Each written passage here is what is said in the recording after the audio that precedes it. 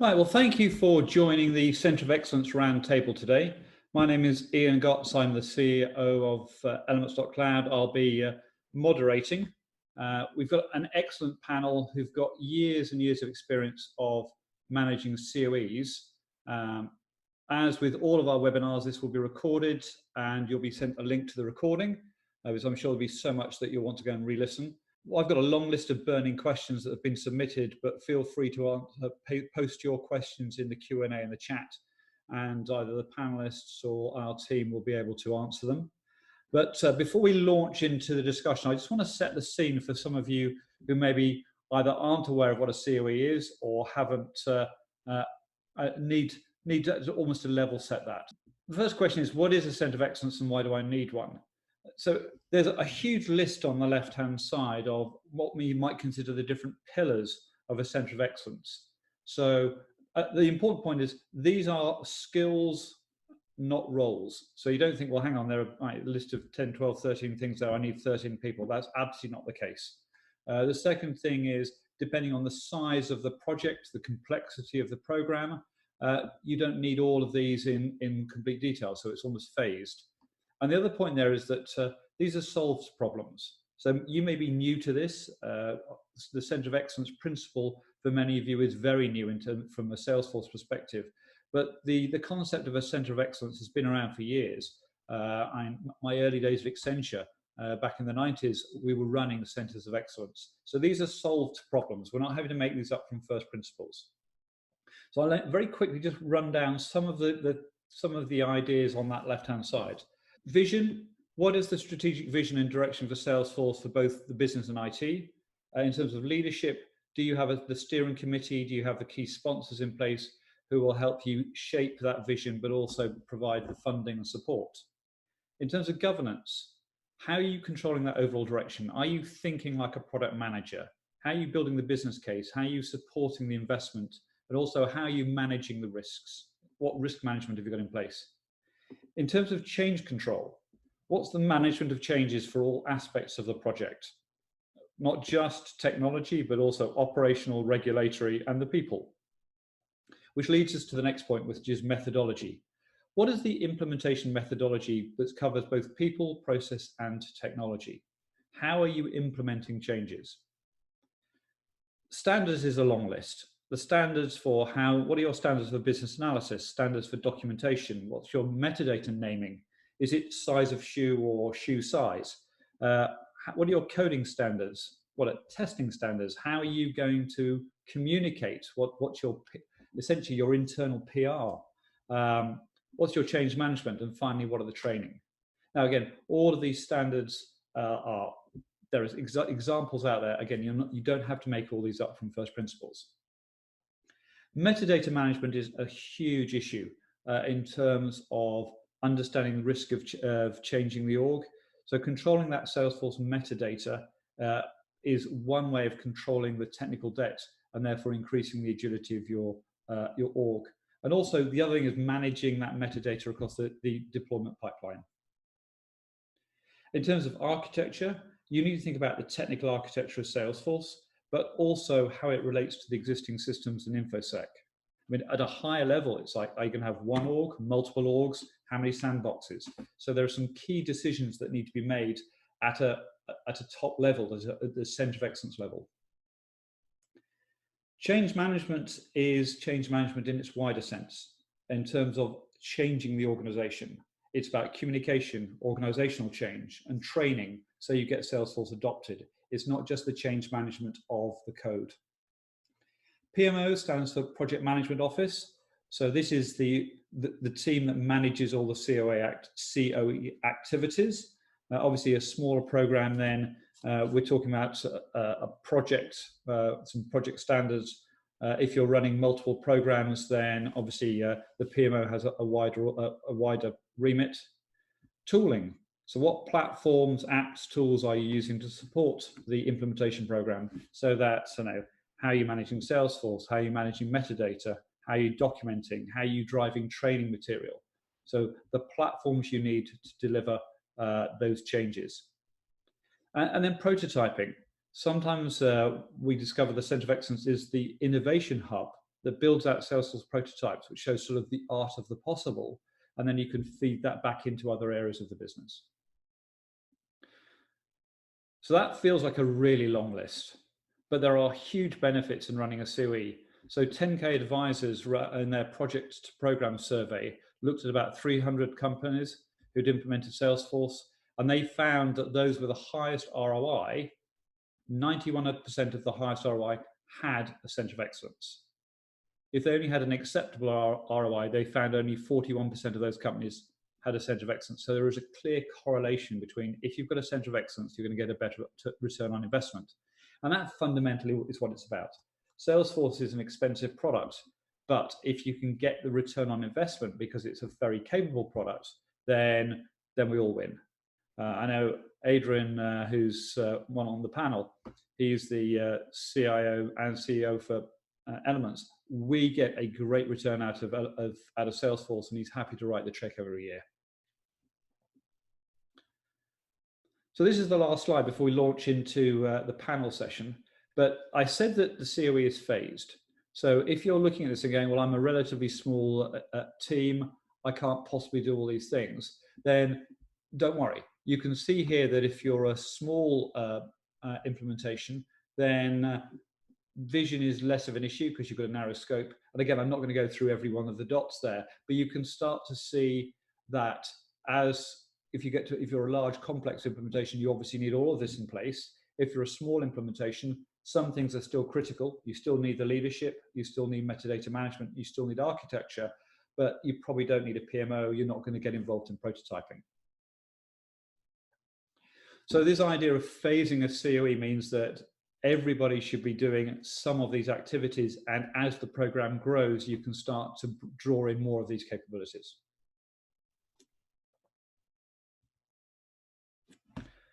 So as I said, we've assembled an amazing panel who've got years experience of running a CoE. So going from the left, Elizabeth Sutherland, who's the Senior Director for NBC Universal Media and is head of their Center of Excellence.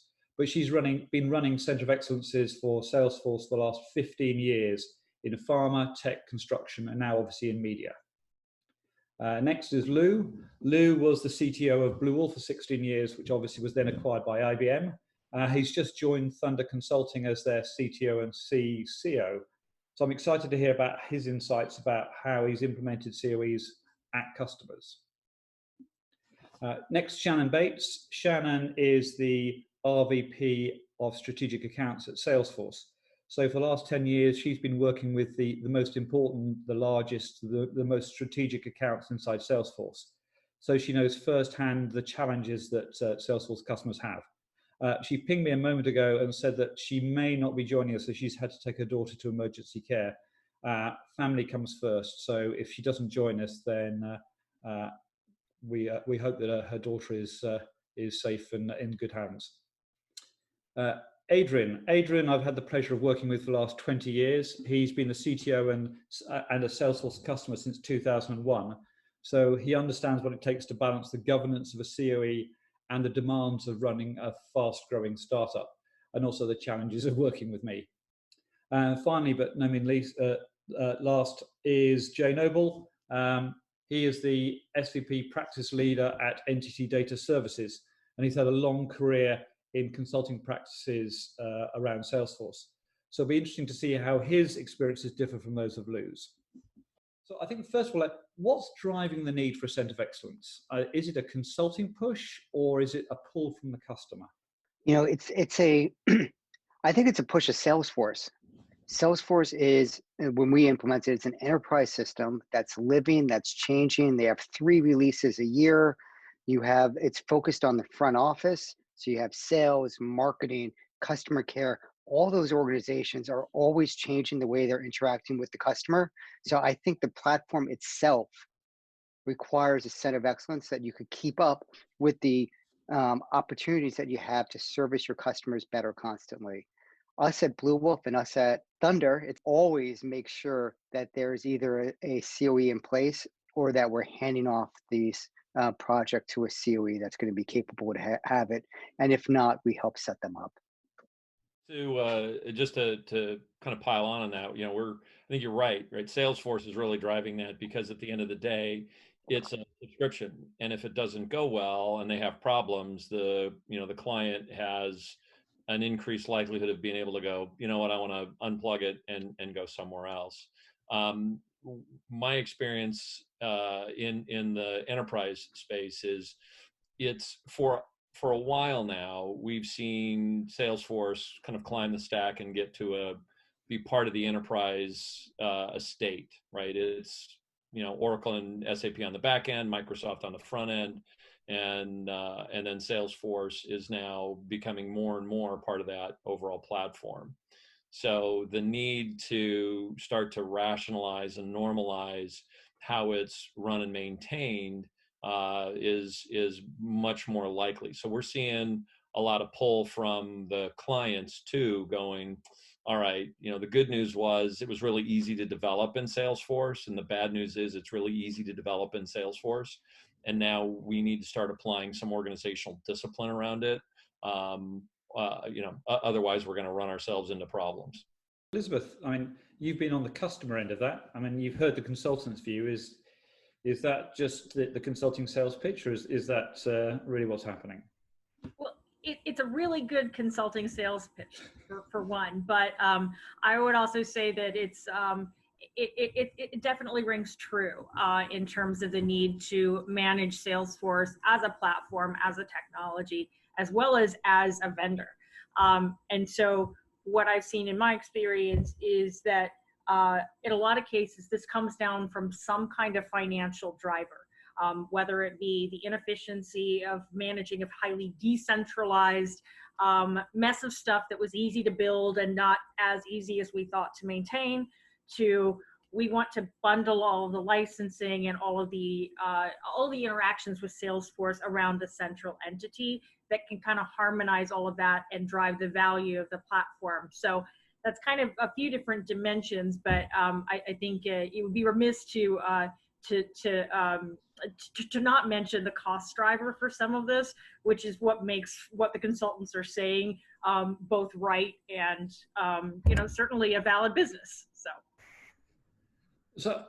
So let me follow on from that. And so Jade, one of the things that you and I talked about, which was in that sort of 10K advisors report, that 91% of those top organizations got a better return on investment. Why is that, or what are the risks of not having the CoE?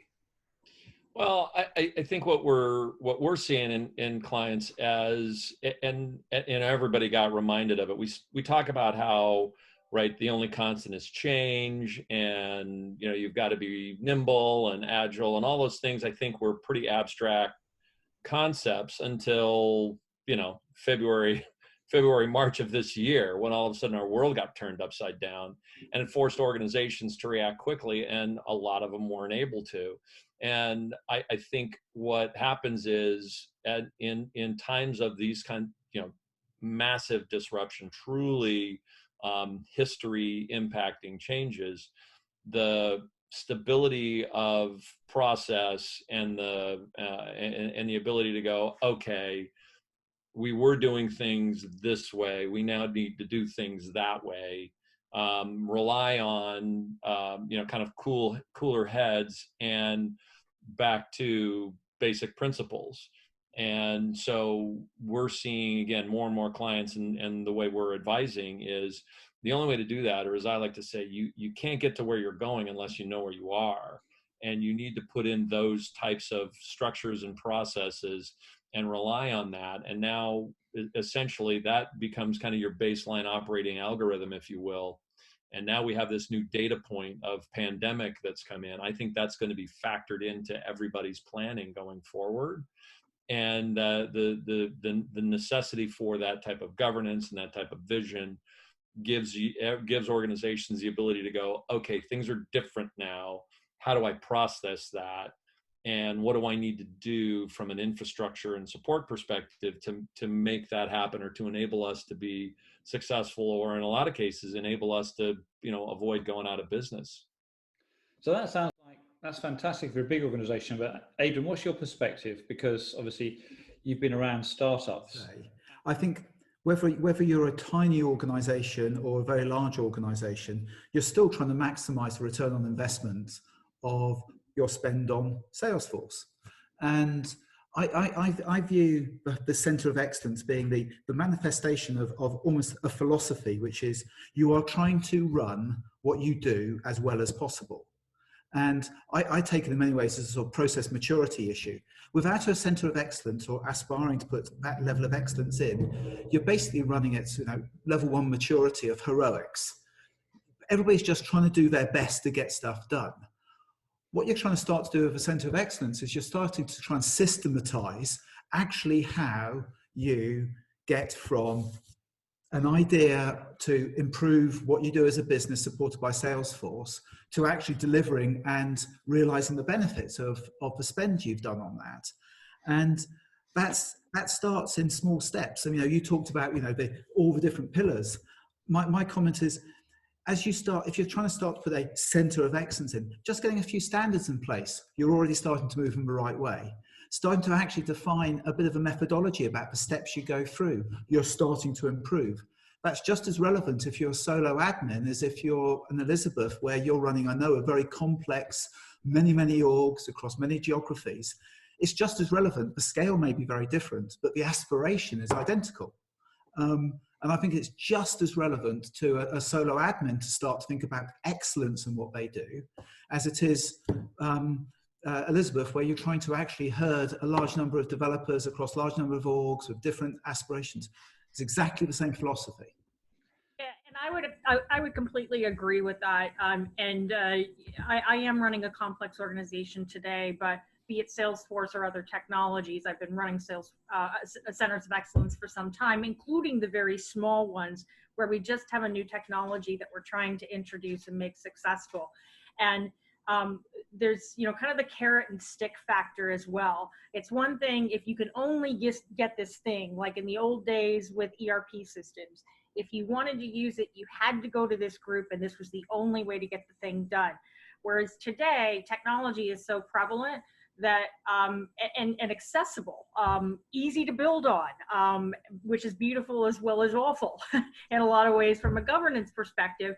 But you really have to kind of build out that service arm. And a great way to start is by just having some best practices and standards and becoming that person as a single admin who people want to check in with before they launch something because they want to be successful. I completely agree with all of that. I mean, I think it's, if we think about ourselves, we're a very small shop at the moment, but we absolutely are trying to run what we do as well as possible. And you talked about cost being an impact. I mean, I'm passionate about Salesforce, been using Salesforce for 19 years. It's an incredibly powerful platform, and everybody who knows it jokes about the fact that the best thing about Salesforce is you can build stuff really easily, and the worst thing about Salesforce is you can build stuff really easily. The problem about it is that if you don't understand what you're building and how you're building and have some control over it, the costs of change and the costs then of not having agility start going through the roof.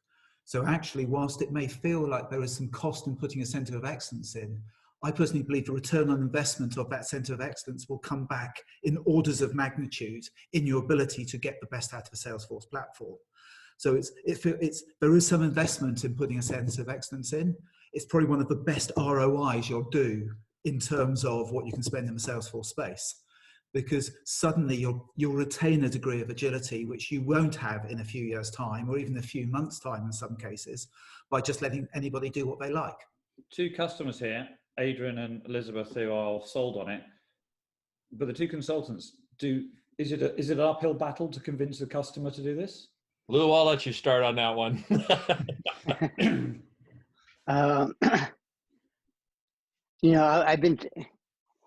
It's really not an uphill battle. Where the battle is, I guess, is getting it resourced properly is probably the biggest challenge.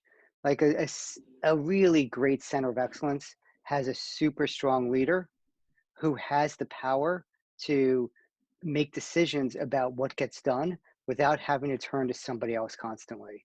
If you don't mind, I'd love to tell a little story about a great learning that I had when I was consulting to NBC Universal back in, it was probably about 2012 or so. And it was when Eric Johnson and John Zabino and you guys were still part of GE.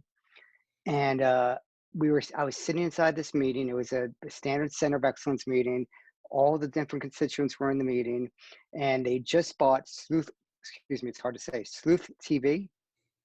And Sleuth had no process. They weren't set up to do the cross-selling that made NBC so powerful and made so much return on investment, the quick cross-sell that you could do between the different channels. That wasn't set up for them. They had nothing. And they come into the meeting and they're like, we want to get on the platform. We want to get rolling. And Eric said, sorry, it's Olympics. All the revenue is going to come from the Olympics this year. And you guys are going to have to wait because that's where all my resources are going. And that really struck me because that COE was completely focused because of that strong leader on the return they were going to get from the investment.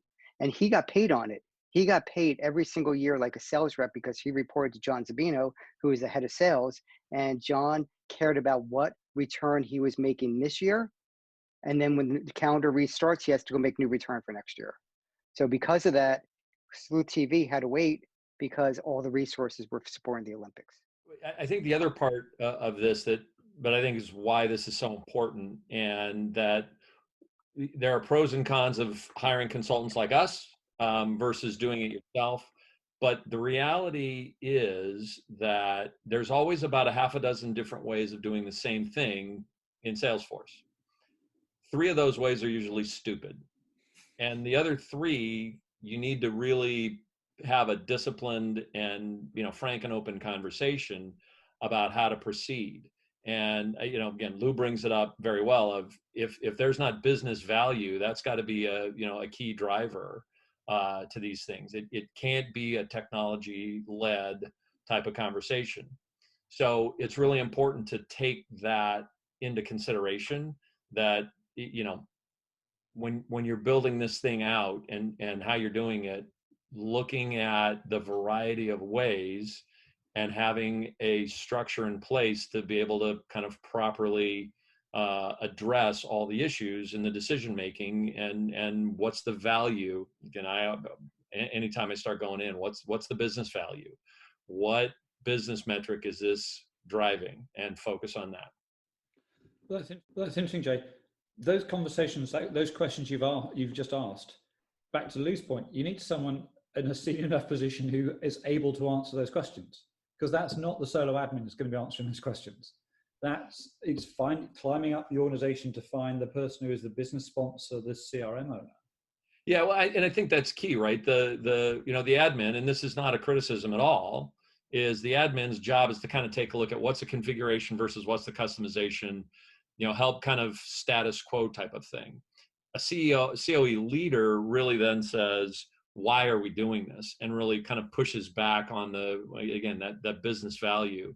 And there needs to be that, kind of constitution and say, this is why we're doing it. This is what's enabling the business. And that gives you that structure and that leadership around to go, no, we're not going to do that. We're going to do this, and this is why. And then there's the inevitable, we don't agree, and you got to get people. So that, you're right, strong leadership around that, and allowing people in the structure of the COE allows people to do what they do best. Because at the end of the day, when you decide on a direction, there needs to be a wickedly efficient delivery arm, execution arm that goes out and does things, and that's how that can be efficient and effective. I think one of the things which I've been asked quite often is about what are the type of roles inside the COE.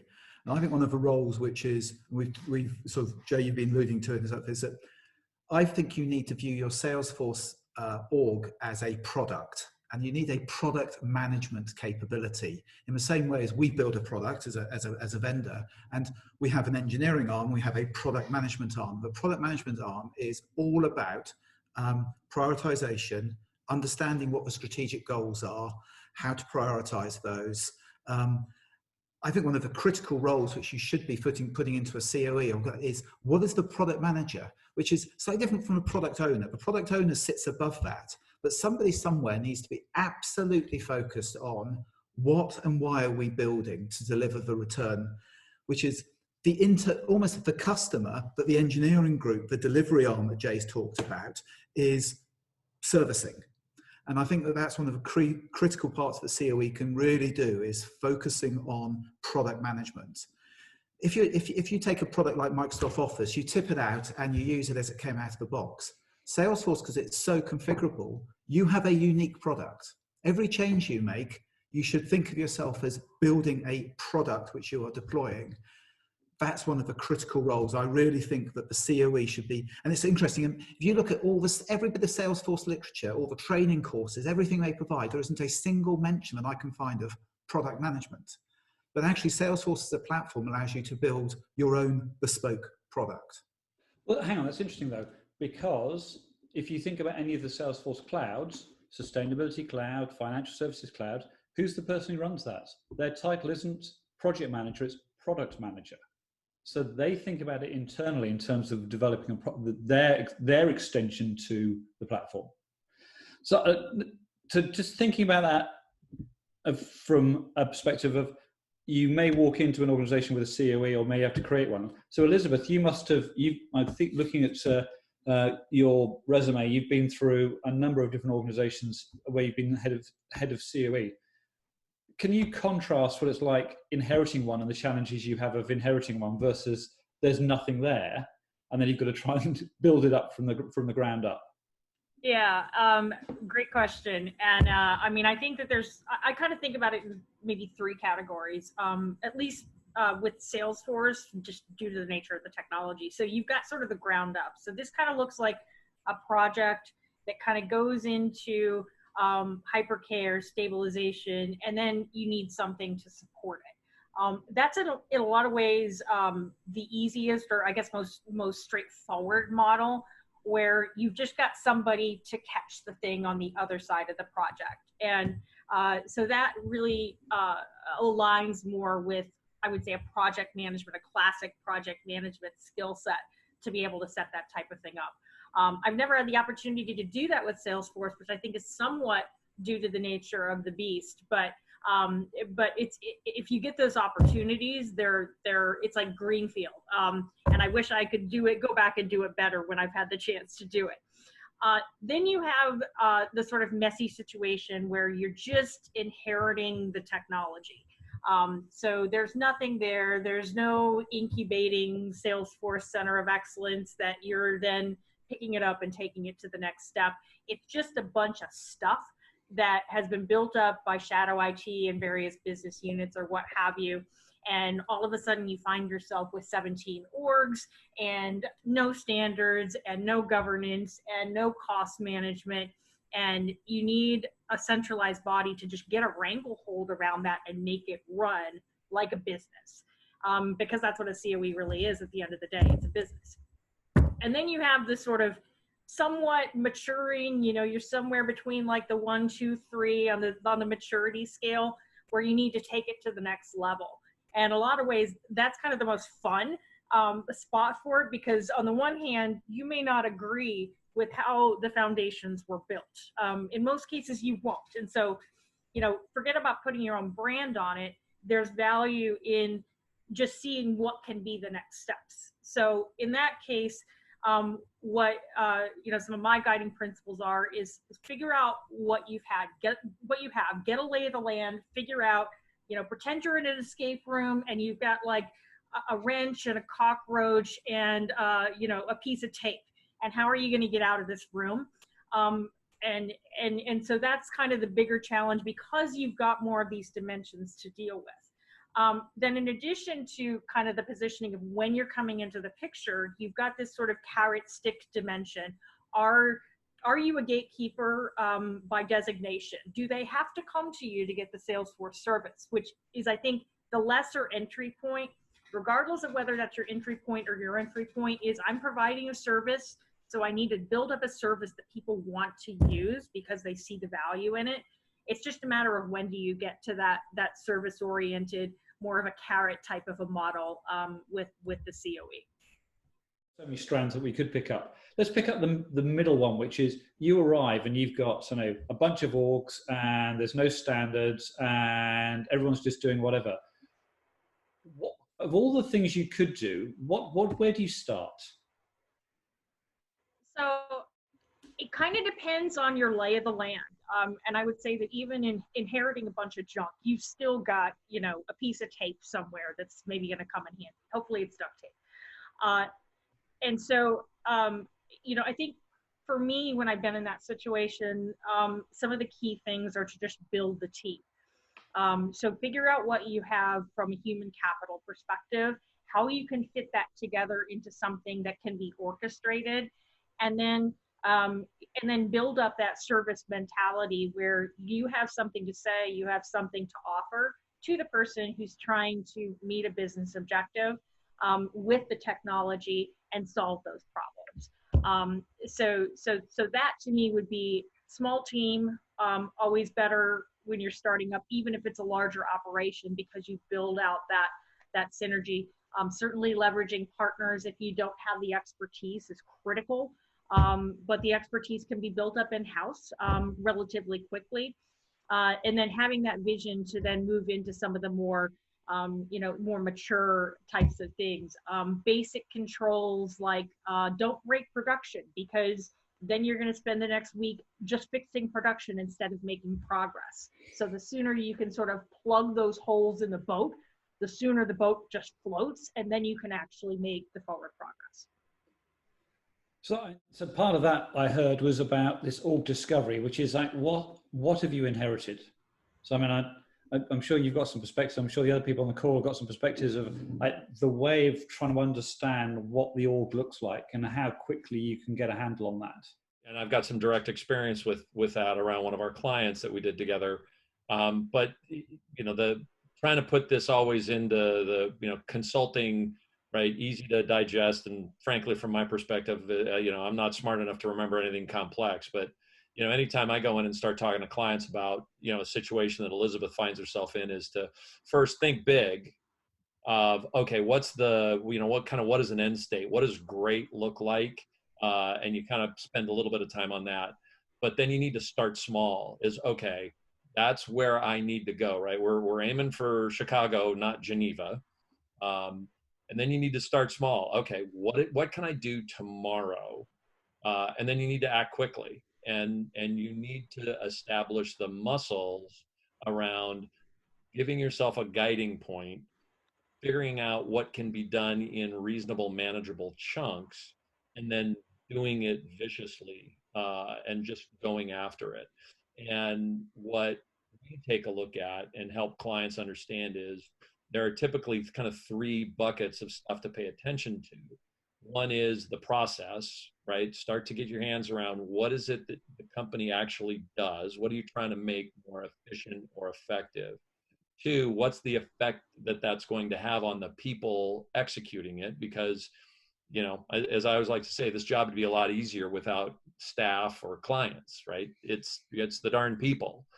But to Elizabeth's point, right, you got to, have that small little team. What have I got? What do I need? But understand the implications of that. And then finally, okay, what's the technology? And, we just used Elements to go into one of our substantial long-term clients and ran the tool. And within a week, we gave them insights into the technology. They had no idea, right, that they had 276 different opportunity types, right? And almost none of them were used. But at some point in time, somebody thought that would be important. So you need, kind of getting back to the whole piece of this, is you need that discipline, but also that understanding of, what you need to do and how you need to do it, and make sure that you've got that foundation before you go off half-cocked and end up, instead of, aiming for Chicago, getting to Geneva and doing there completely accidentally. Does that gel with how stuff worked in your world, or is it very different? No, it's super similar. It's super similar. And I'm not sure which thread to pull on. There's so many threads there. But there is nothing that I would disagree with that Jay described. I guess the only thing that I would probably add to this is uh, someone that used to work for me, Angela, did this really well when she was running the CoE. When she first came in, the first thing she had to do was figure out how to stop the bleeding, because there were bugs, there were issues, there was pain. There wasn't time to go hire new staff. Like, there was immediate things that she needed to go fix right then and there, because it was stopping the backlog of everything else that they wanted to do. So the first thing that I think you got to do is leverage elements, do some rep rides, figure out what's going on right now and fix those things, and then start looking at that backlog and figuring out where you're going to start adding the most value. To me, it's these basic steps that if you're walking into a brand new CoE, brand new client from my side, if I'm as a consultant hat on, let's stop the bleeding so we can move in and start getting real value out of this platform that you're missing. So, I mean, you're going in as a consultant, but if you're walking in as a new employee to a company and we told, like, fix this, you're essentially, you've still got the stage where you're a stranger with a briefcase. You're the new employee coming in. You've been given a job to do. So one of the questions that's coming through the chat was what the balance of business versus a technical person. What's most important in terms of the sort of people who you're hiring to drive that CoE? Both.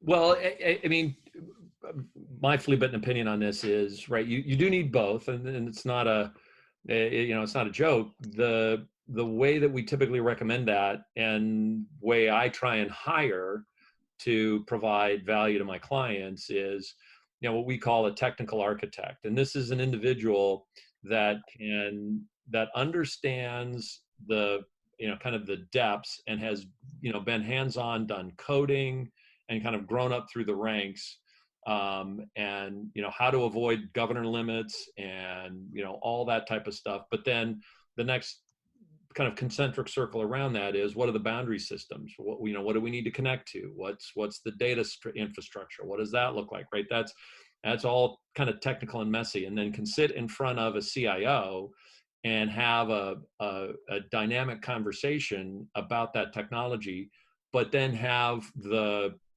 kind of the acumen to say, well, this is what it's going to mean, or this is the implications from a business perspective. So that's my core technical, right, ninja. The flip side of that is the business person that can so effectively engage the business, whether it's sales support, marketing, ops, whatever, and have a meaningful conversation around solving a business problem. What are the key KPIs that they're trying to meet? And meanwhile, while they're having that back and forth business conversation, in the back of their head, they're going, okay, I'm going to need to have, this many potential custom objects. I can do this out of the box, right? It's that flip side, that yin and yang, if you will. I think those two are absolutely critical roles to have a truly successful CoE. That doesn't sound like one person necessarily. No, absolutely not. Right? That person, I don't think exists, and if they do, they're not getting paid enough wherever they are. Send me your resume. Yeah, I would echo all of that. And, having been in the situation a couple of times where I kind of inherited a thing, which was the sprawl of implementations. And, they were nice enough to give me one person who could become kind of that technical architect who could learn and become the platform expert very quickly. Which is one of the great things about Salesforce, is you can do that. It's not easy, but you can ramp up to it pretty quickly if you've got the right developer skill set with enough business acumen to at least be able to put in front of someone who is maybe a little bit lower, more like on the business engagement level of the business. And so I have this concept of an ecosystem of excellence. So if you don't, have the authority to hire a team of 10 people, that doesn't mean you can't get started. You can start with that one person who really knows his or her stuff. And then what I've done is kind of draw in business constituents and stakeholders and build out kind of that ecosystem where they're coming actually closer to the technology. They're not necessarily learning about you know, all of the detailed, you know, they're not learning code or anything like that, but building that community where, you know what a governor limit is. So I'm not exactly talking about the citizen developer approach, which is a very interesting concept, but just the drawing the business experience in so that you can broker those conversations more easily and figure out where the kernels of value are. It's funny, like Jay, I agree with you completely that you need that technical architect who has that business acumen. You know, we always made a focus, and we still make a focus today, of taking those technologists and getting them to be working with them on those tough skills, those communication skills, so they're able to have really good communication with the customer, and starting to work with them on getting them that business acumen. Because I always find that if you a technologist, and I'm one, you know, I started out as a developer.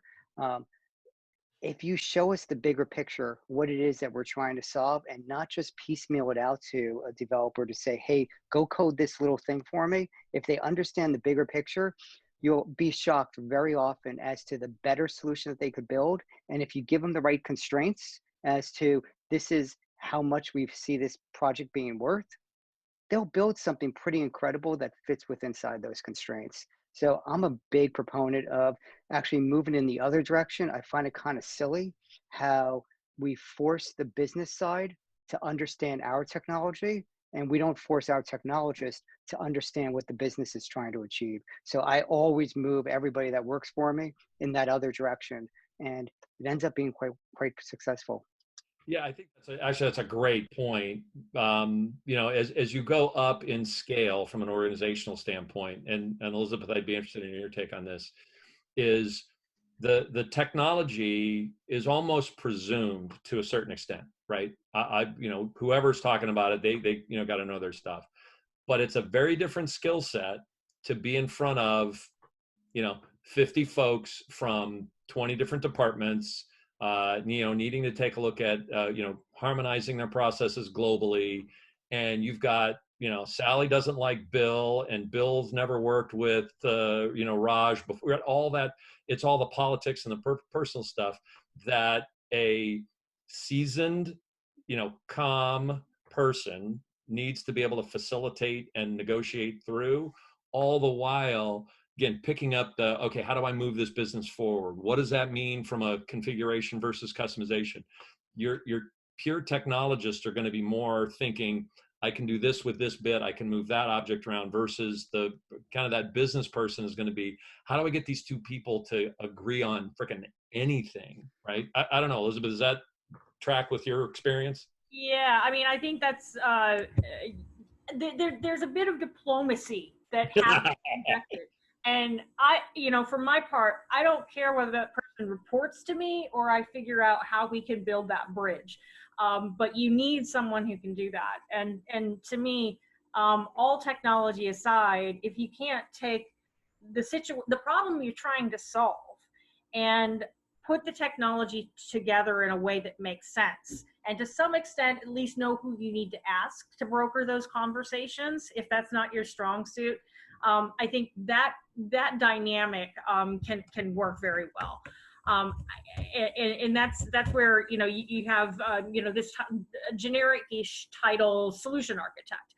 It's a real thing, because I think it is that person who kind of can cross the boundary between the technology, know enough to be dangerous, but know that ultimately they're not going to be the ones to actually code the thing. And also sort of broker those difficult discussions.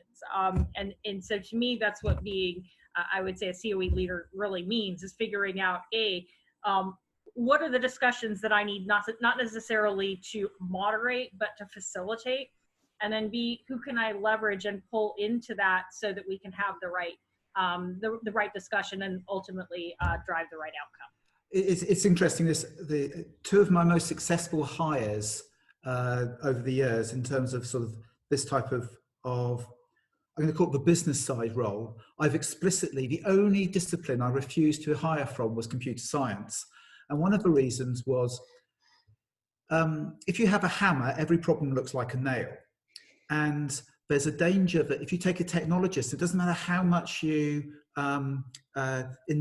expose them to the business, their default is to solve it with what they know. And I think there is definitely a place for having somebody who is almost, I'm not going to say technology ignorant, but actually is not that interested in how it's going to be solved, but actually really gets to understand what the business problem is. Because it's very easy, and I'm fundamentally a technologist, even though I spent good 50% of my career, I'd say, on the business side rather than the technology side. It's very easy to jump to, and I could solve it this way. What I actually want is to go, forget about what the solution is. I just really want to understand what the business problem is. And once I've really understood what the business problem is, then we can go into the solutioning of how we're actually going to solve that. So I think your comment right at the beginning, Jay, is there are two very different hats. You want a really great technical architect, and I can't agree more with that. But as the technology implementation landscape gets more complex and integrations, you've got to have somebody who understands what will or won't work technically. At the same time, you've got to have somebody who genuinely understands the business and doesn't care how they're going to solve the problem over time. But one of the problems I've got is a great person at the moment who I consciously hired. The job spec out was any discipline not computer science. Brilliant. The problem is actually he's going native. He's becoming really good with the technology now. And it's quite interesting where he'll now start going, I know how we can solve that. I'm going, stop, I don't care. Go and understand the problem for me. So I think having the yin and the yang, as you described it, Jay, is really, really, really important to balance between the solving the problem and how, or understanding the problem and how you're going to solve the problem. And I would take that a step further, if I could, real quick. The other piece of that is, if you are a technologist, the Salesforce Center of Excellence can be a little bit of a misnomer. So you can have a use case which seems like, why don't we just build it on Salesforce? But that's not always the best. If you think about, the data custody, how is the user experience? I've got an app that they asked me to rebuild on Salesforce, and my first question was why. It's a very simple application. It's not really costing them anything from a licensing perspective. It's just a little bit of maintenance, plug a couple of holes, and you've probably got some rudimentary .NET application that's just going to keep working. Why build it in Salesforce? And I think the best Salesforce Centers of Excellence have the ability to do that. Yeah, that's a great point. I always say, why solve a $5 problem with a $10,000 solution? Right. Absolutely. Which, by the way, I think comes back to one of the critical issues that the Centre of Excellence should be doing is constantly understanding the return on investment. It is really, really easy to spend a large amount of money solving a $5,000 problem because it's just cool. And the problem also with Salesforce is it superficially feels like you could solve it for $1,000. But actually, when you dig into it, it's actually a $15,000 problem to solve $5,000 of return. Because there's actually a lot more to it because I'm just as guilty of this. Because I love playing with Salesforce. I love doing stuff. I look and go, I can fix that really quickly. But actually, the cost of it is an order of magnitude more than my initial instinctive. And I think that's part of what I started when my first response to the question, which is, if you start to put systematic processes in, particularly at the front end, which is actually really understanding the scale of the problem, what the cost of that, what the benefit is, what return are you really going to get from that versus the cost of implementing that, you can kill a lot of projects. There's just no return on investment. Don't do it. Or there's a much cheaper way of doing it outside of Salesforce. Or there could even be a much cheaper way of doing it inside Salesforce. Rather than actually writing lots of complex code, you could get 90% of the value for 10% of the spend. This conversation could go on for the rest of the day. This has been fascinating, but it's nearly the top of the hour. I think we ought to draw this to a close. Thank you so much for the input. I said this has been recorded. We'll get the recording out to everyone. Just thinking about some actions or some takeaways that have come out of this. So the first one that I'm drawing out of this, that the principles of a CoE are relevant to every project, no matter what size. The second thing is could be phased on project size. there is an investment, but a massive positive ROI. And I think the interesting thing was the investment was not necessarily in technology, although clearly technology tools like DevOps tools, elements for analysis, and own backup for backup, those tools are important. But it feels like a lot of the investment is actually picking the right people and making sure they've got the skills to be able to broker, negotiate, the diplomacy associated with supporting that, for getting the business to understand what they really need, and therefore, and the technology team to be able to go and build it. So there are some resources there. From the new year, from 2021, we'll be running our CoE Lounge, which will be a sort of a microcosm of this. And we've got so many questions that have come out of this session to basically seed those lounges. There is a CoE success community on on Salesforce, the success community. There's also a LinkedIn group, and there's a hole here. There is actually a void. There is nothing that really sets out mastering a CoE for Salesforce.